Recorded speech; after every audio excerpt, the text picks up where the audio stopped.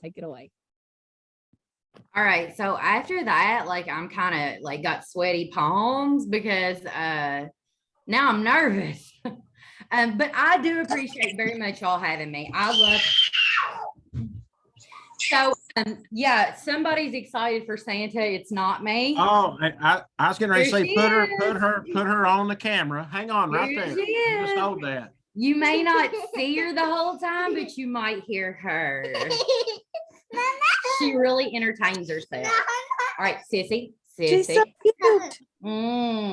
She's so something. Go on. Yeah, go get your iPad. You've like 10 minutes. Then sit still and be very quiet. Okay, I apologize already. We're off to a rocky start, and Wendy did that build up. That is the best. So you might want to not look at my camera because you're probably going to see someone making faces at themselves. Let me get this. Share. I want to present. See, she's got me discombobulated and all the things. All right.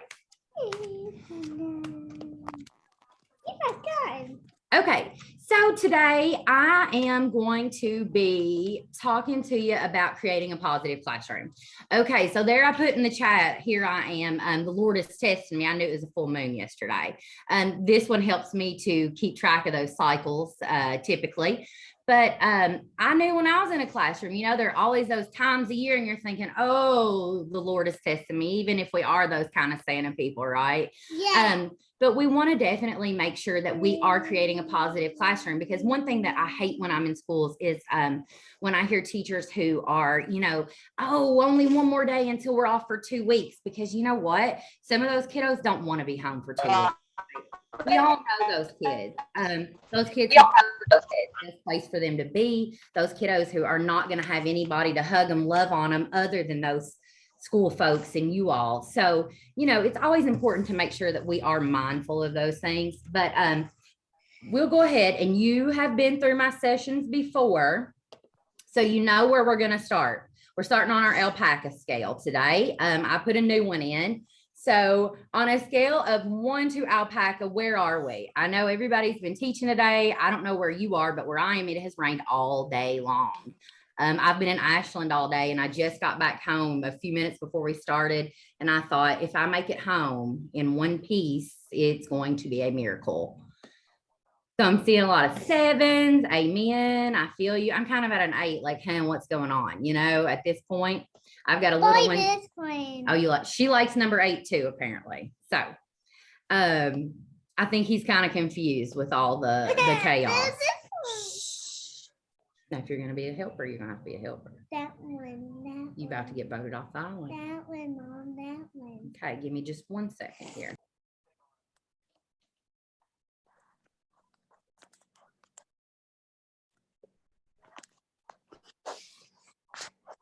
I don't know about you all, but that right there makes my day. I love it. Love it.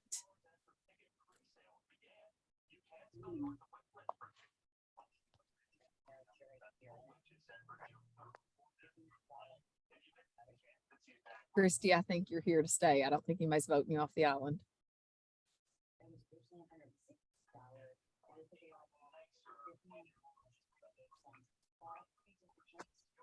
All right, so now that I'm off the phone with Santa Claus, I'm back. If you don't have that direct number, y'all just hit me up after this. I'll let you in on that. He does also answer text messages. So moving right on, I'm going to start a little bit differently than normal. I want to start with our breakout session. Okay, so typically I kind of do these toward the end. So Wendy, if you want to get those ready, I'll talk about what we're going to do. I like for you all kind of to like see what we're going through and then kind of discuss it, kind of like a debrief more than like a pre-brief, if that's a real word. But for today, I do want to start here. So this is the equation that we do when I teach my PBIS sessions. So that's positive behavior intervention and supports. And I love this.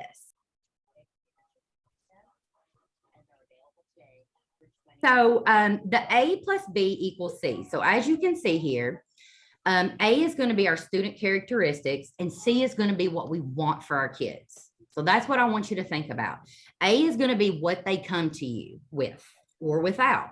So if you have students in your school and you're in a high poverty area, maybe you have a lot of foster kids, maybe you are in an affluent community, maybe you're in a rural, urban, whatever your kids look like, I want that to be your A. Okay. And Nana, are you there? Yeah. Please talk on the phone to Lily. I cannot get my session done. Okay. So that's going to be your student characteristics. And then B is going to be later in the presentation. We're not even talking about B yet. C, I do want you to talk about in your breakout session. That's going to be what you do want for those kids. So obviously the two that we're looking at, A and C, we do not have any control over. So they're going to come to us one way. You know, what we want for them, we have some control over, but we're going to talk about how we can mold that. Okay. So I want you to just maybe like take out a piece of paper, a note, whatever, or think about it. The A and the C, what do they come with? What do we want for them? So we could just break out into kind of like an even number group. I don't want to force anyone to share, but what I would like to do is in each group, notice what group you're in. So it'll say, you know, breakout room 1, 2, 3, and the person who is newest to education. That's what we'll go with tonight. If that person's just super uncomfortable, really doesn't want to share in a group this size, I'm okay with that, but somebody be ready. Okay. So we're going to talk about A, our students' characteristics, and the C, what we want for them. And I don't want you to just think about what you want when they leave you. So maybe I taught 6th grade. So I want you to think about what you want for them as people, adult people. When they go out in the big real world, what do you want for them? What do you want for them as they graduate high school? Maybe you just want for them to graduate high school. So think about those things. Don't just say, I want them to, you know, be, to finish middle school or to go to the next grade level. What do you want for them as people? So Wendy, whenever you're ready, I don't want this to take a ton of our time. So I'm going to set well, I don't have my phone, never mind, but I'm going to look at the clock and we're going to do about 7 minutes. Progress. Okay. Thank you.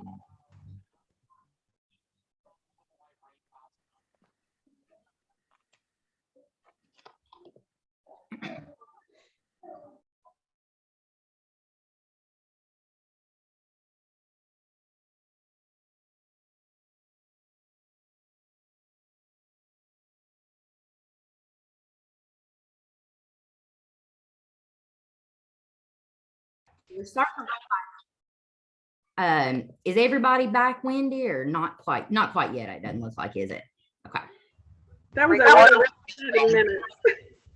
All right. So it does look like everybody's back now. So what I want to do, how many groups were there? Do you know, Wendy? We had 5 groups. Okay. So we'll just start at group 1. I'm making just a few notes to make sure that I address some of the things that we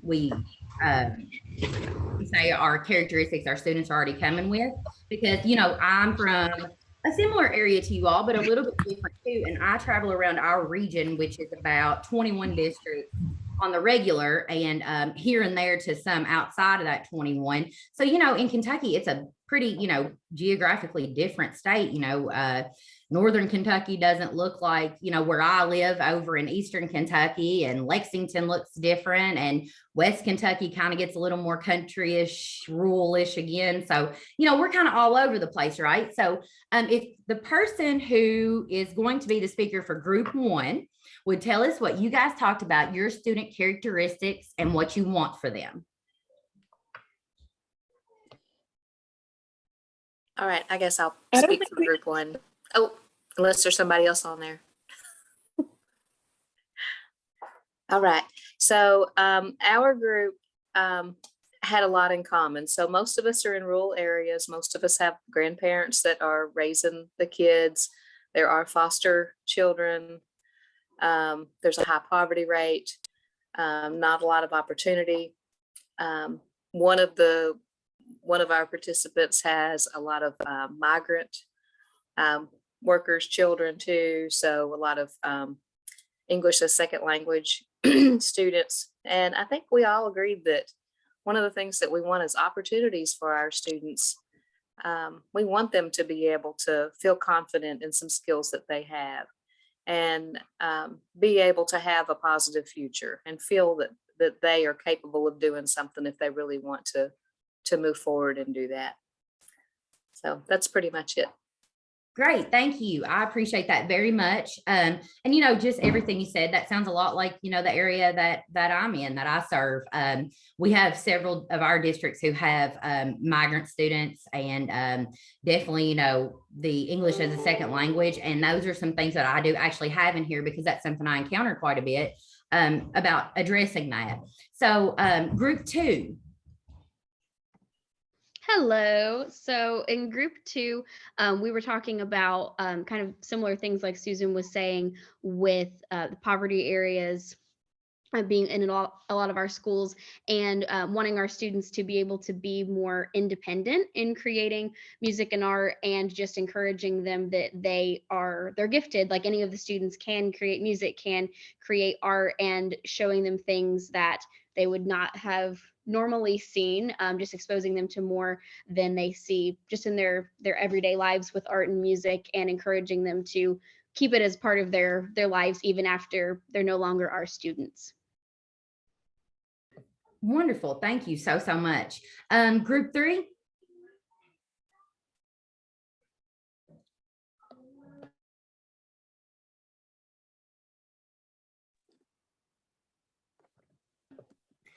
Okay, we'll scoot right along. What about group 4? I could talk for group 3. Okay, that'd be great. Thank you.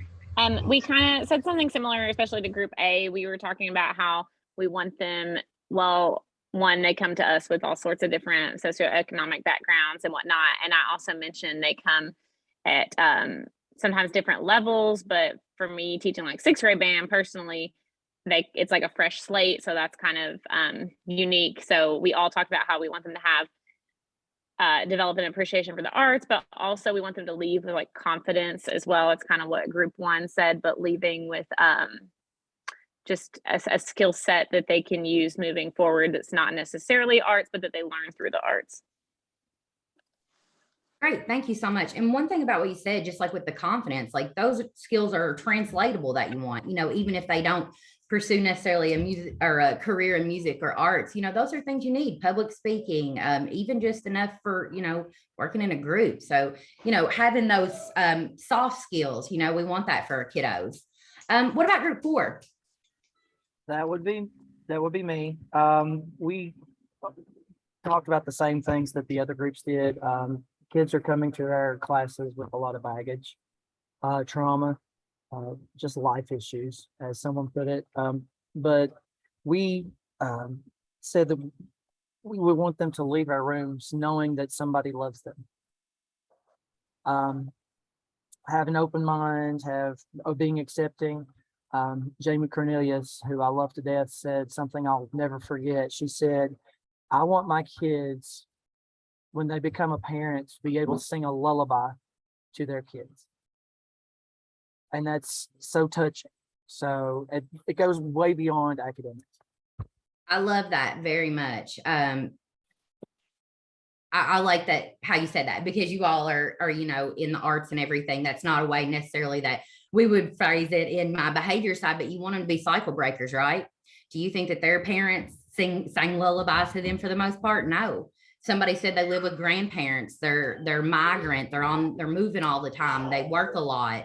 It's not necessarily due to parents who don't care always, but putting in that extra effort and making that time is really important for kids. So thank you so much for bringing that up. And then our last, group 5. Okay, so in group 5, we said a lot of the same things. We have a lot of, we're in a lot of low income areas. We're Title I schools. We have the drug and alcohol issues, behavior, or lower level students. One thing I noticed about my school is not necessarily the students, but the surrounding areas. They have low expectations of our students. And so a lot of our students feel like they won't succeed because nobody expects them to succeed. And then our desired outcome is for them to be successful students that will be able to have more opportunities and experiences, and for them to overcome their upbringing and break the cycle to be more successful than their parents were.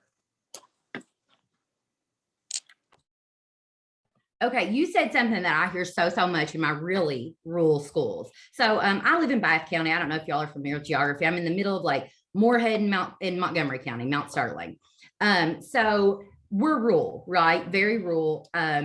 But our community has a lot of buy-in, right? But when I'm talking, I'm going real far east in, schools that maybe are one building P12, right? I've noticed something that I hear there more than I do in other schools.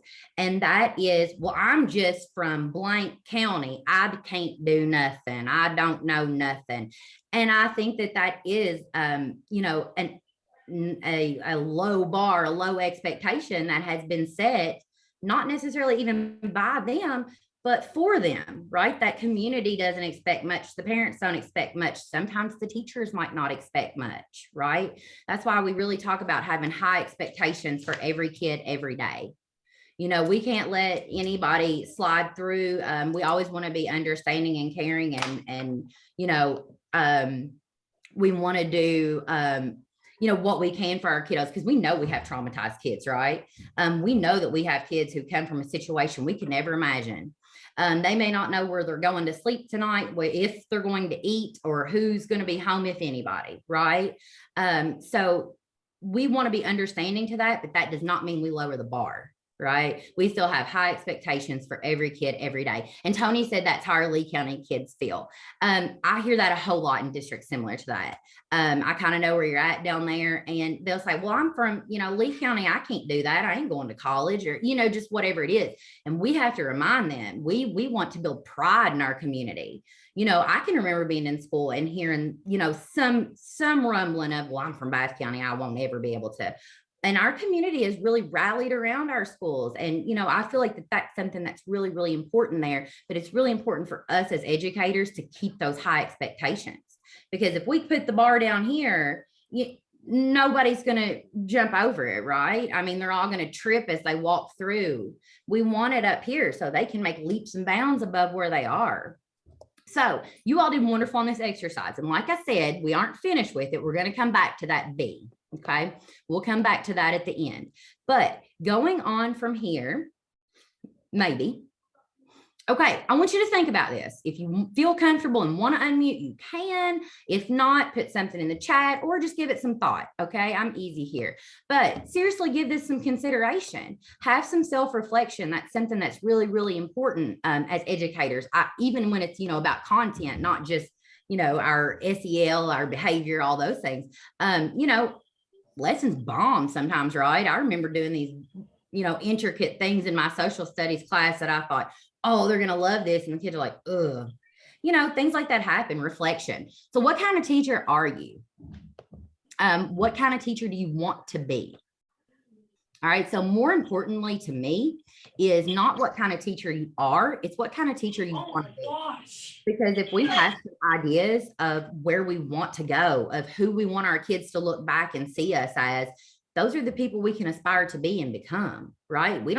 Everything's ever changing. But think about that. I was at a conference recently and we watched this video. It was a boy who'd gotten drafted to the NFL. And they had these students come back to say who had the most impact on their life. And this guy chose his elementary school teacher, and he talked about nobody believed in him, but she made him feel like he was somebody. I want to be that for somebody, right? Don't you? I know that's what we all want. We want our kids to come out successful, and we want to have a hand in that. So give that some consideration as we go forward. So here's what we're going to do. We are going to do this relatively quickly because I'm already at what, 4:25? Yes. Okay. So we're going to talk about the importance of having a positive classroom. Why does it matter? I know you all probably are a little bit more like me because I'm kind of that same background with, I appreciate the arts, the social, I incorporated a lot of that in my social studies, humanities, things like that. A lot of times from people who are, I'm going to say it, sorry, friends, who maybe teach more like a math subject. They're like, oh, I don't need to have a positive classroom. I need to teach multiplication. Well, just like we talked about on this slide before, relationships are very important in a classroom, right? So we're going to talk about relationship building, celebrating diversity, building inclusion, positive discipline, because, you know, let's face it, we can be sunshine and rainbows all day, every day, but you're going to have a Lily Clay who runs through your house screaming, you know, and jumping in your lap and hollering and wild thinging, right? And then we're going to talk about behavior specific praise. Take my bow out. I would love to take your bow out. So, why a positive classroom? So this is kind of more along the lines of the impact of SEL and having a positive classroom. I'm not going to read all this to you, but it's there just kind of for you all to check out. One thing I do think is really important that I always bring up to, you know, when we get into the weeds on some subjects about content and, you know, academics, which is extremely important. But, you know, good, strong SEL programs have been shown to boost standardized testing scores when they're implemented with fidelity. So, you know, that's not just one teacher's doing this. It's when we're, you know, doing this as a unit. It increases standard test scores by 11%. That's huge. That's a big number. That's taking, you know, schools from that transformation, those CSI schools or CIS schools, and, you know, bringing those out of that. But there's a lot of other benefits, you know, mental health, and it's important for teachers too. Teachers who have schools that implement SEL with fidelity also have reported greater satisfaction with their jobs. The school district has higher retention rates for teachers, and there's improved attendance, because who wants to come to chaos every day? But when we have these things in place, we have that better attendance for adults and students. So starting out with relationship building, I think this is where every single thing starts, right? A lot of times we're good at this, maybe at the beginning of the year, and then we don't ever do it again. We do that getting to know you activity, and then we're done with it. That's important. It's important to know your students, and it's important for them to have some kind of idea about you. You don't have to share everything, of course, but you want that relationship. So strong, positive teacher to student relationships have been shown to increase achievement, makes attendance better, it promotes equity, increases engagement, and then it fosters a positive culture and climate. But even more so, when we're teaching students how to have a relationship and modeling positive relationships, they're having stronger peer-to-peer relationships, and that also increases engagement, boosts attendance, and it positively impacts that well-being, that mental health, but it also supports learning.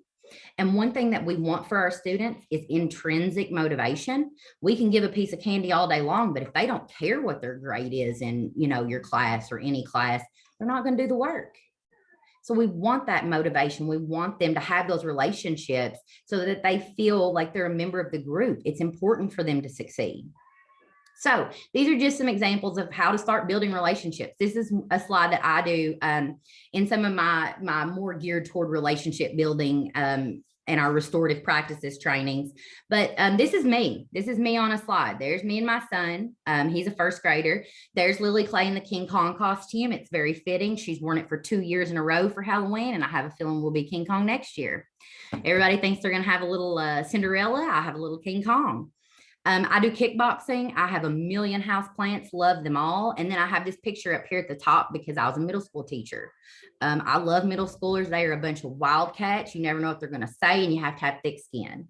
But that was my jam, right? So the houses are down there because I like being at home. Everybody's like, oh, where's your dream travel place as an icebreaker? I'm like, can I go like from the downstairs to the upstairs bedroom? Like, I'm out.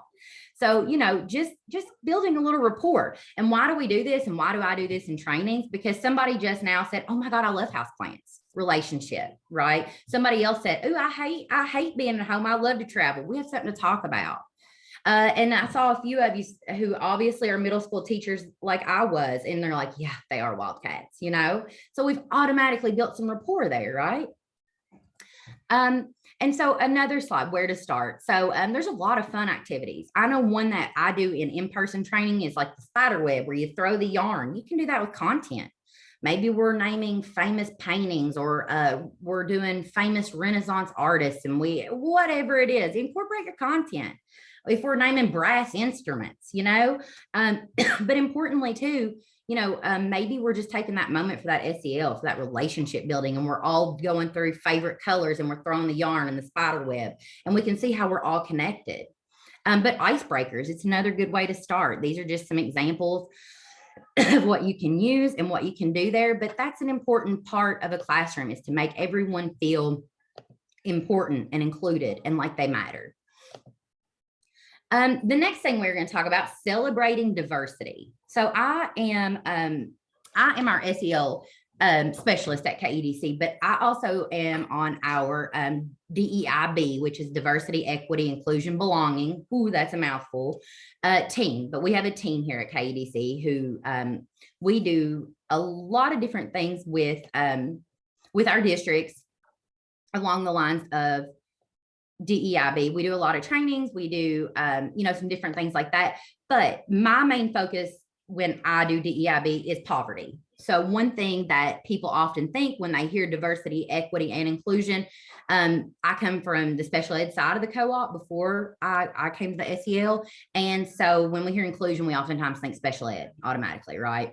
That's not necessarily just the case, but it does count there. And then we don't automatically assume poverty. What do you think of?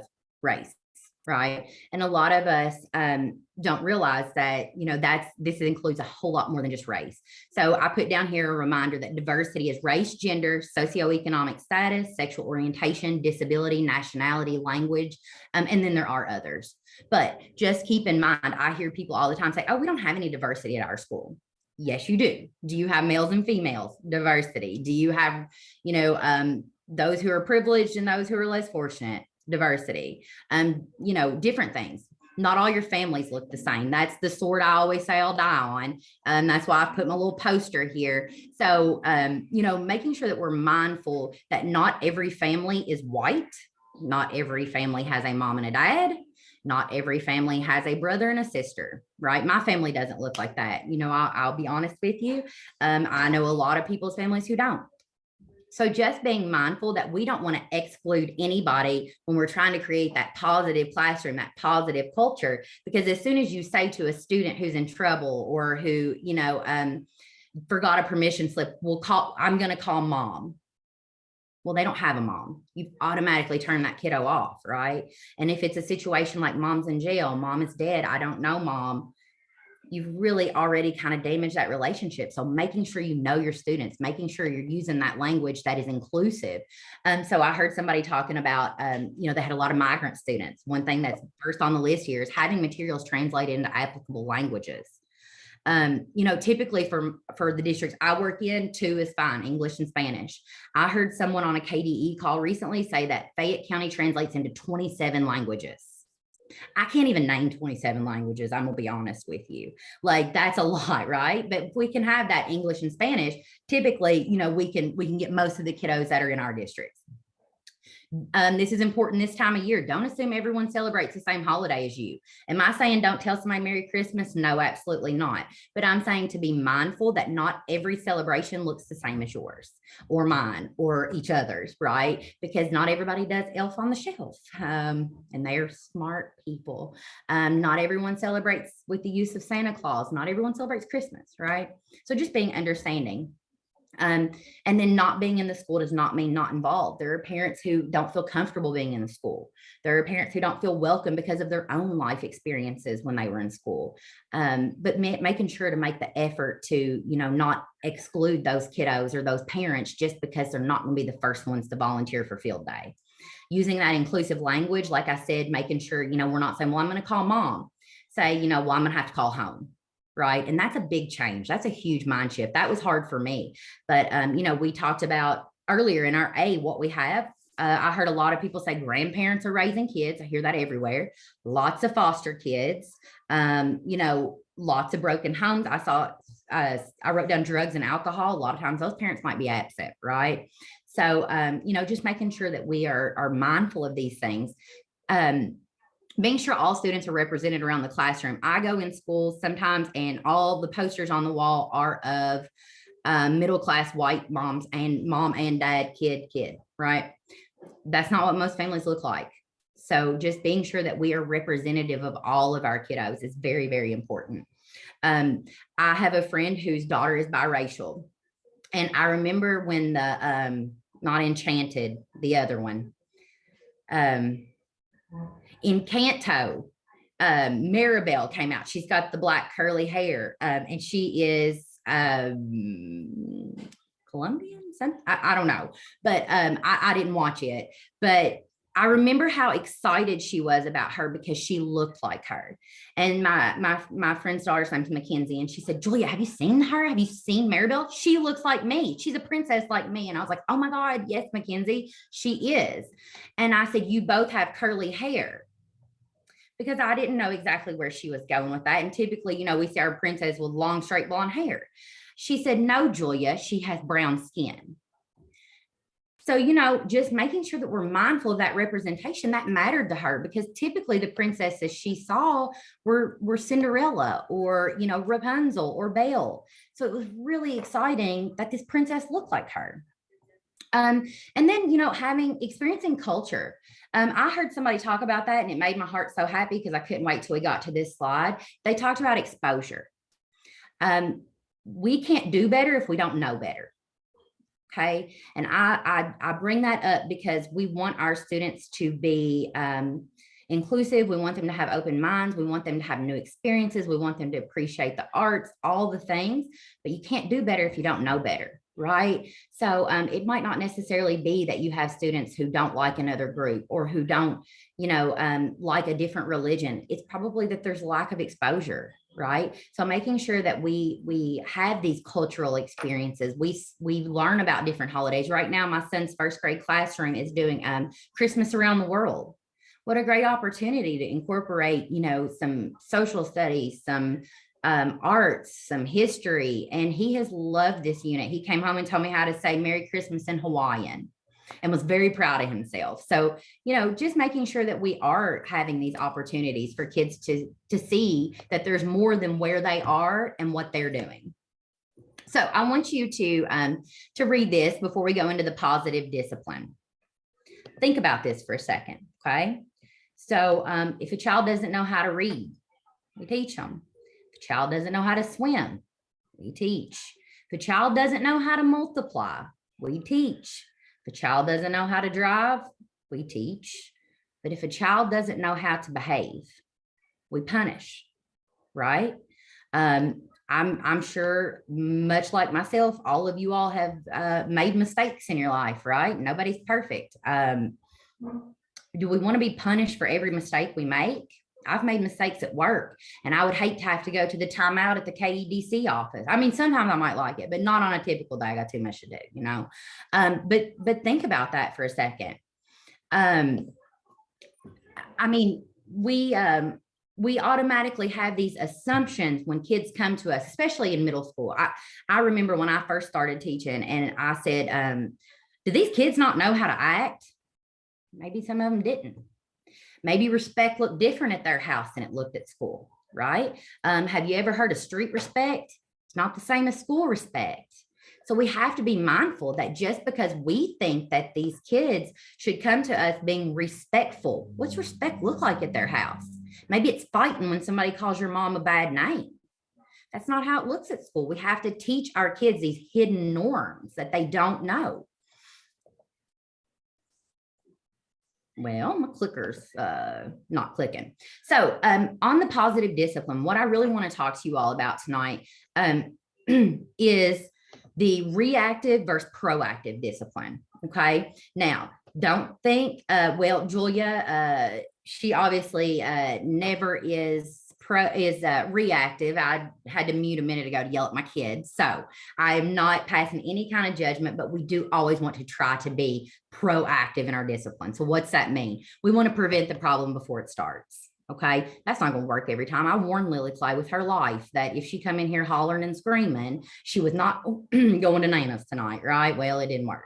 So it's not going to every time. Right. So we still have to have consequences, but typically, when we have procedures in place, when we have expectations that are known, when the consequences apply to everyone, that's proactive to your discipline. Reactive discipline is when we have to deal with an issue after it's a problem. So that's, you know, we want that undesired behavior. We're dealing with that undesired behavior after it's an issue.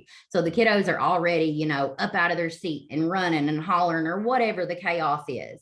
But when we're proactive and our students know when you come in this classroom, we go to our assigned seat. We start on the bell ringer. When you have those procedures in place, we're being proactive in preventing that from happening. So reactive discipline. Did I skip? Oh, no, did not. Okay. Reactive discipline. I've put the Mentos and Coke on here because that's kind of what it's like. It's like that in the moment. Don't get me wrong and don't hear me say, oh, don't ever yell at kids. Well, you shouldn't, but it's never going to happen again if you have these procedures in place. It might, it probably will. But we want to try to prevent that. So reactive discipline, it's going to damage those relationships, right? It takes away from your instructional time. You're stopping your class to tell a student to sit down for the 18th time. You've got the focus off back here in the back. The kiddos who have a little trouble focusing that you've moved to the front have already gotten way off topic. It's taken away from content. It's disruptive for your other students. And it can inadvertently, this is a biggie, I want you to hear this, reinforce the problem. I see this so often when I do behavior observations. If a kiddo doesn't like math, what do you think they do? They have a little meltdown in math class and get sent to the office every single day. Or they have a bellyache right at 10:05 on the money because that's what time we go to third period math. We're reinforcing the issue. We need to find what the root of the issue is, right? And some of our kiddos don't get the attention that they want or need, and they're not getting it ever in a positive way. So they'll take it however they can get it. So if you're reinforcing those problems, we're not fixing anything, right? So proactive discipline is what we want to go for. And that is having procedures. It is having known expectations. It's having that work on the board ready to go while you're greeting kids coming in the classroom. So they're not carrying on before everybody gets seated. It's making sure that we are taking all the precautions in the hallway, in the cafeteria, in the gym. I heard somebody talking about cafeteria duty. That's a biggie, right? If those expectations are known, which typically they are, middle schoolers sometimes don't care. Sometimes elementary and high don't care either, right? I understand that. But having those things that are, every day we're doing this way, it does typically help to prevent those things, okay? So it does help to enhance the school climate and culture. It fosters good relationships, and then it also preserves that instruction time. Okay, so this is a really good way to use positive discipline, or positive reinforcement, behavior-specific praise, okay? I'm big on this. You might see it called BSP. So it's used to increase desirable behaviors. How many times a day in your classroom do you think that you say no, stop, or don't? Or at home? I say it much more at home than I ever did at school. No, stop, or don't. I want somebody to put that in that chat box. I've got it pulled up here. How many times do you say no, stop, or don't? In any kind of context, not just alone. So I've got down here this graphic, 20 or more. Thank you, Wendy. Because too many. Absolutely. And that's common. Like I said, here at home, I've told Lily stop or quit like 27 times since we've been on this call for 40 minutes, right? So thank you. I appreciate the honesty. I'm not saying that's bad or wrong. And I'm not saying, oh my gosh, I would never, because I do, trust you me. But what we want to do is we want to try to encourage the behavior we want to see. So when kids are running down the hallway, I hear it two ways. I hear teachers holler, don't run. But I hear those teachers who know what they want the kid to do, holler, walk. You see the difference? We tell them what we want to see and they do it. Right? So the praise has to be specific to the behavior. Behaviors can be changed, traits cannot. A kid is who they are most of the time, but the behaviors can be changed. And then the praise has to be personal. You have to use a student's name, right? And it has to be specific. And you want to look for behaviors to praise. Don't use this on a special occasion. Do this all the time, all day, every day. Try to keep a ratio of 4 to 1. That's the goal.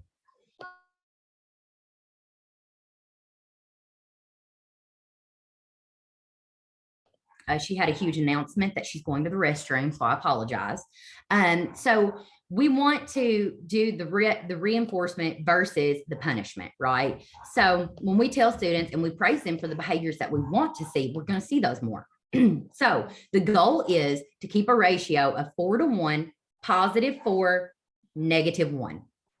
14 minutes and 20 seconds. Okay, thank you. So for the 4 positives, 1 negative, what do you think that we see in a classroom right now? There was actually research done on this. So put first how many positives, and then on your second, keep your ratio like mine. there. So we want to see your positive versus your negatives, what we see right now. Give me a ratio, 2 to 1, 3 to 1, positive versus negative. So we got 1 positive to 7 negative, 1 to 4. So that would make it backwards, right? 1 to 3.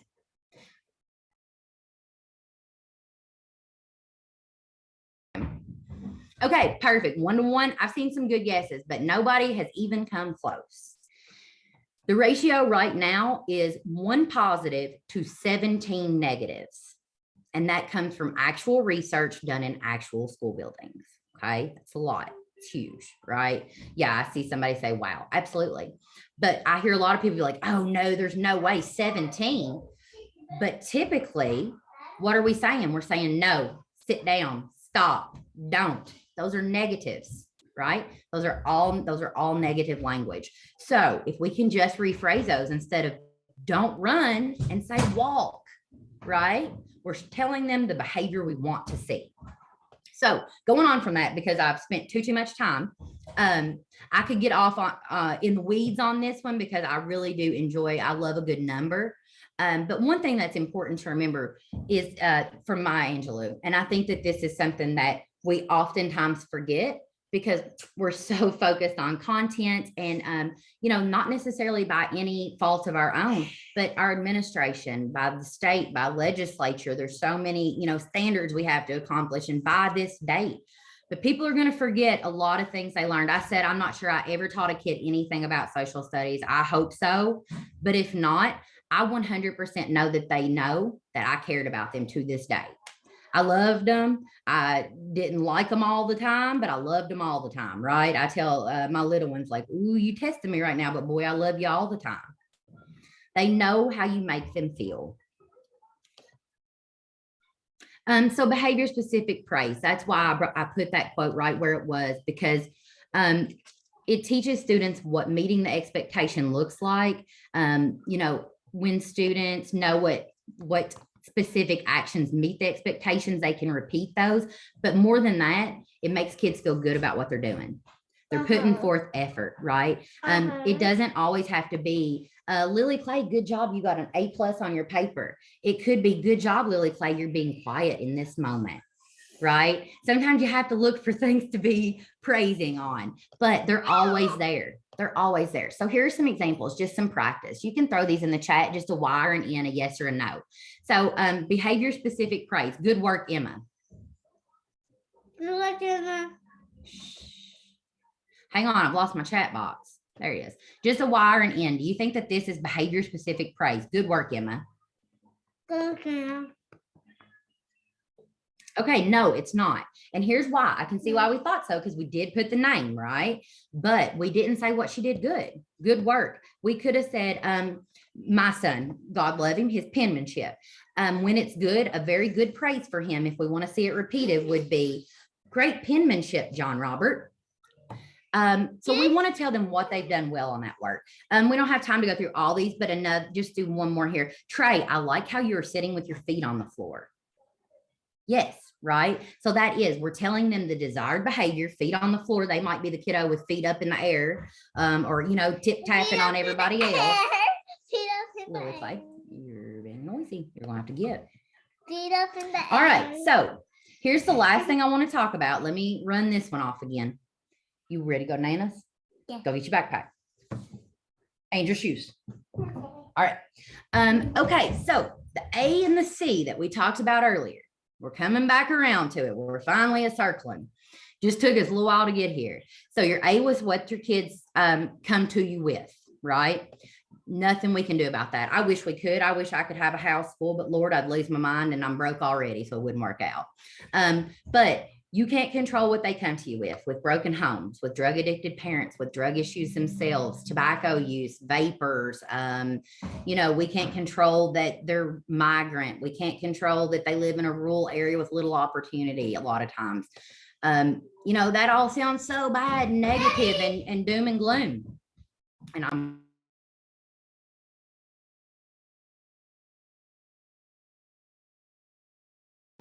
And so then the C, that's what we want for our kids. I have done this activity about 500 times now. And I want to tell you what I've never heard. And I promise this is the truth. I've literally never, not once in doing this, heard somebody say, I want my kids to all be distinguished. I want my kids to get a 30 on the ACT. I want my kids to have a master's degree. Never, not once. You know why? We want our kids to be good people. We want them to be successful, whatever that looks like to them. It might be getting through high school for a lot of our kids, and that's just fine if we get them through that high school age and they get out there and get a job and work and provide for their family. And we want them to be cycle breakers. But B is what you do every day from 8 to 3. All right. So that's pretty impactful to get them from where they are to where we want them. The only thing that we have control of is B. B is what your district, your school, your teacher, your classrooms, the control and the impact. It's what you do from 8 to 3. It's your curriculum. It's your content. It's your SEL. It's that you care about them. It's the systems in place. It's that, you have high expectations for them. You help instill pride in them. You have the exposure that they don't get at home or other places. It's what you do every day. And I know from what Wendy's told me and the other sessions I've been on with you all do a wonderful job. She has very, very positive, praiseful things to say about you. And I'm glad to get to be in your group tonight with such great educators. And thank you for having me here tonight. But we just need to make sure that we're mindful. What we do is the biggest part of this equation to getting them where we want them to be, where we hope they are one day. We don't have control over what happens after they leave us. All we have control of is what we do from 8 to 3 tomorrow, right? So hang on one second here. Where are we? So this is the end for me, and you all will be very thankful. There will be no more squilly bugs running through here or hollering or muting to threaten to call Santa Claus. But I do have on here, if you are a PBIS school or if you're just interested, in some of the positive behavior supports, this is our PBIS in Practice Winter Series. So I am our regional coordinator for PBIS in the KEDC districts. And I do a whole lot of tier 1 trainings. I do all of the, I do a lot of our fidelity walkthroughs, a lot of our whole staff trainings, all the things, right? The development of the system. But one thing that I hear a whole lot of is, okay, well, we've got this system in place. We've got our anchors. We have our safe, responsible, respect in place. We're teaching that. But what do we do with it? Right? So this is PBIS in Practice, because that's what I hear a lot. So that code there is the QR code. It will take you to registration. It's online, it's Zoom, it's from 4 to 5, just kind of like this one was, but it's practical sessions, just kind of like this. I want you to leave with tools to use tomorrow. Things that you can do in your classroom, things that aren't going to cost you anything, not curriculum to buy. I don't want to sell you a book or anything. I want to give you things to use. So January 18th is monthly meeting models for PBIS, how to look at the data, how to use that to make decisions. And then the 25th, positive classroom supports. That is similar to what I did tonight. Little different. One I did for another one of Wendy's groups, Introduction to Restorative Practices. That's actually a favorite session of mine.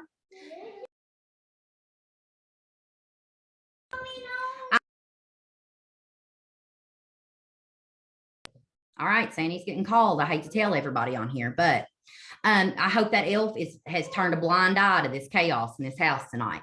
But restorative practices is probably the favorite thing that I teach. We're going to do a whole session in Ashland one day and hopefully one in Lexington. But this is an intro to restorative practices. So this will just kind of be the why, what, how, not the in practice. So that's kind of more the fun part, but I do really like that session. And a lot of people have taken that back to the classroom for use too. So I'm really excited about that.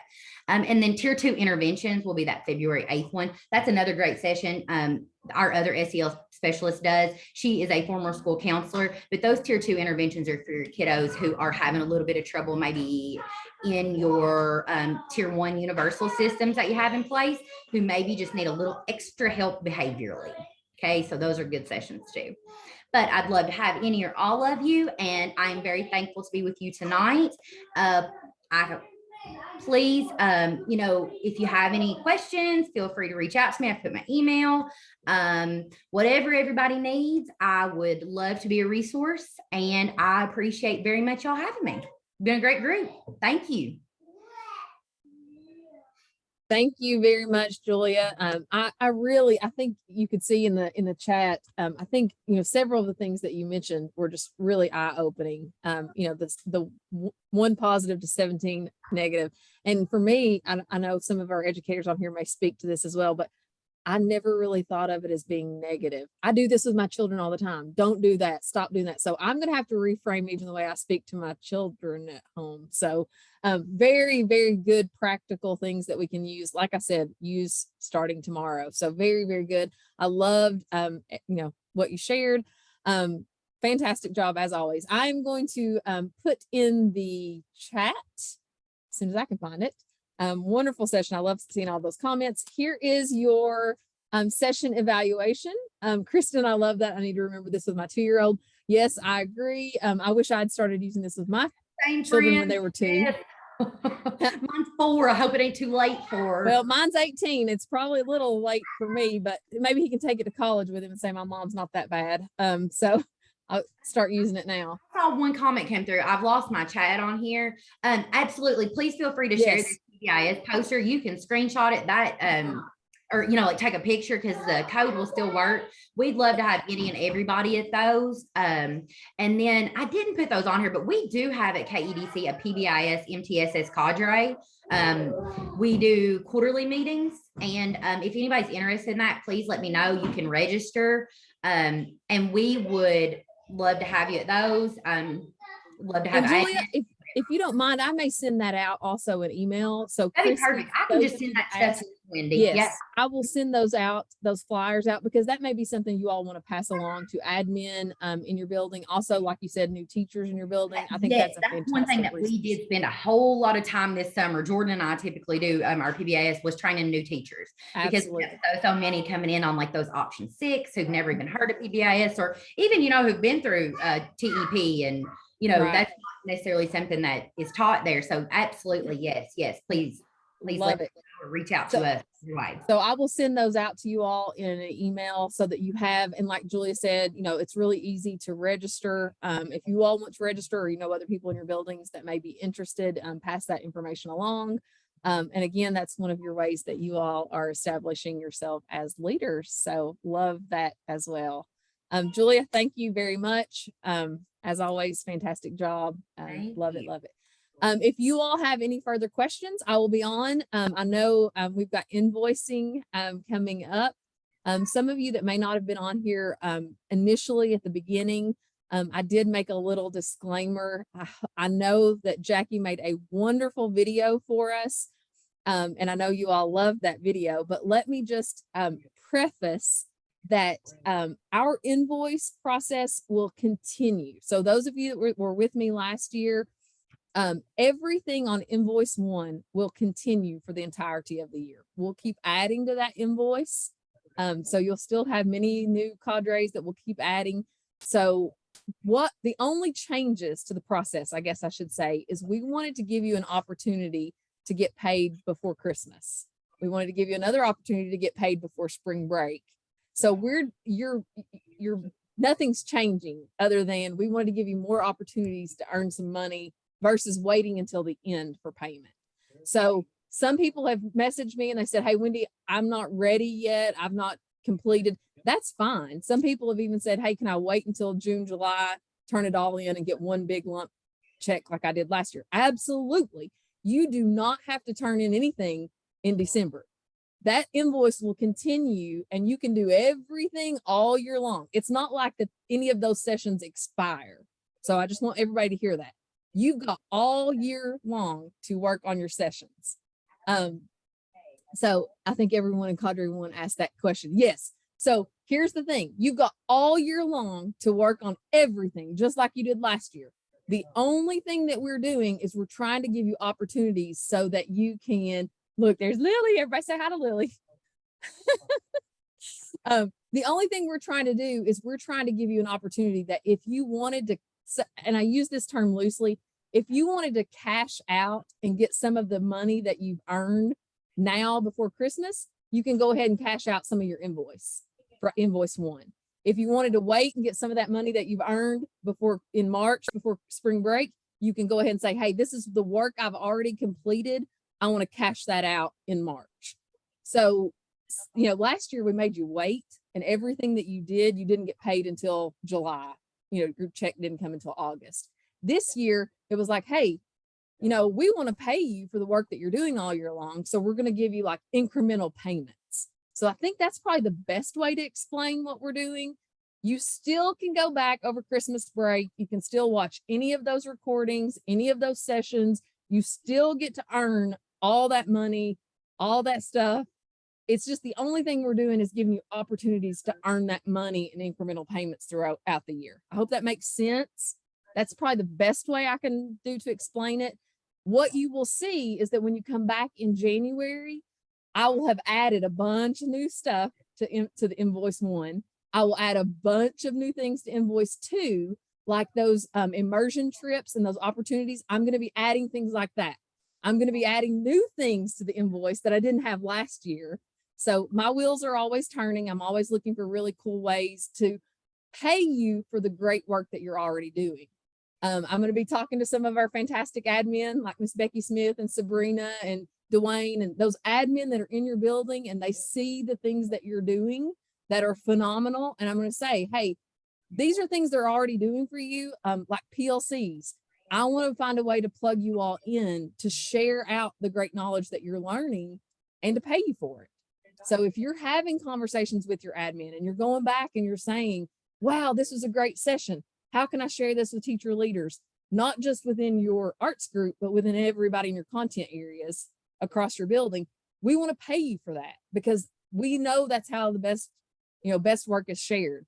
You know, it doesn't come from me in an email because I know how my emails are read or not read. So that's the things that we're wanting to pay you for. So if you all have opportunities, or I know some of you are like, hey, Wendy, that's not on the invoice yet. It's intentionally not there yet. One, I didn't want to overwhelm anybody and them see all the things on the invoice and think they have to complete it by December, which is what's happened. People thought I have to get all this finished by December. You don't. We're just trying to say, if you want to turn this in by December, you can. We'll pay you for it. If not, just keep earning your money like normal. So if you have questions, that's the best way I think I could describe it. But Jackie did it so funny, and you know, that was her way. I found a talent. Jackie's going to be doing some videos for us now. So I didn't know she could do the whole music and all that and poking fun of Wendy in a video. So if you'll have questions for me, otherwise you can go ahead and submit anything that you want to submit to get paid by December. If you want to wait, you can wait. If you want to wait until March, you can wait till March. But I know some of you were like, I'm going to watch as many videos as I can tonight. You can still wait. You've got plenty of time. Wendy, I do have a question for you about the Yes. immersion trip. Yeah. It shows up on both invoices. Are we allowed to choose which invoice we submit that on this year? Well, that's probably an error on Wendy's. I will look at that because that's probably just a mistake that I've done. You 'Cause found the mistake I made. I capped out on the the cadres, and Okay. I still, it still worked out in the end, but yeah, I'm looking at And I invoice think that was my 2. thinking. Yeah. And that's what I'm always trying to do. I'm trying to calculate so that you don't cap out on one area. And that's what may happen. I may pull something off of invoice 2 and we may make an invoice 3. I'm trying to, and I always talk to Dr. Evans. You all know math is not my forte. Right. So I will pull things off of one invoice so that you can make the most money possible. Right. I'm always trying to check with him and say, hey, I want them to attend every session they can attend, make the most, that's our goal is I want Right. everyone to max out on every invoice we give you so that you can make the most money possible. So Yeah. if you see me pull something off of one invoice, I'll put it on another invoice so that you can make the most money possible. Okay, yeah. I may be wrong. I'm kind of looking at it again, and I was seeing the Summer Institute and thinking Okay. that was the immersion trip. So Okay. I was like, I may have made a mistake. that was my misunderstanding. I apologize.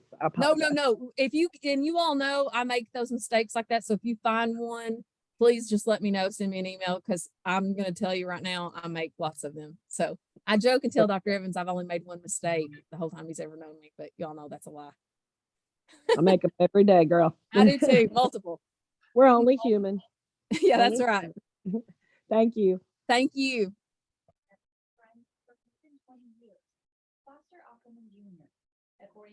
Carson, I was just telling them that I say don't Bye, all the Hannah. time. Good to see you all. Carson Bye, just Heather. confirmed I say Bye, don't Sarah. all the time. Valerie, good to see you all. Rachel. Good to see your all's faces and y'all waving. Yeah, no, I've missed you guys. Love it. Hey, can I No ask a worries. question? Absolutely. Okay, I'm almost finished with that book. Can I go in Yes. and write it on there? And then I saw the due date for the last two is like the 13th. Is that okay? Yeah. If you have finished all of your questions and you've submitted all of those, absolutely. People that have finished all the questions for the book study, go ahead and submit it on this invoice. Otherwise, you can wait and turn it in on the March invoice. But if you Okay. finished all your questions, go ahead. Yep. Yeah. Okay. I put the due date just because I was thinking if I had to do all the questions, but she's slaying it. So yeah, go ahead. And if you're finished with all the questions, turn it in. Anybody, I know there were some people that said they wanted to join the book study, but they haven't yet. If you still want to, you've got time, because again, invoicing, you've got all year to join. So we just put dates on there because I had to have a date.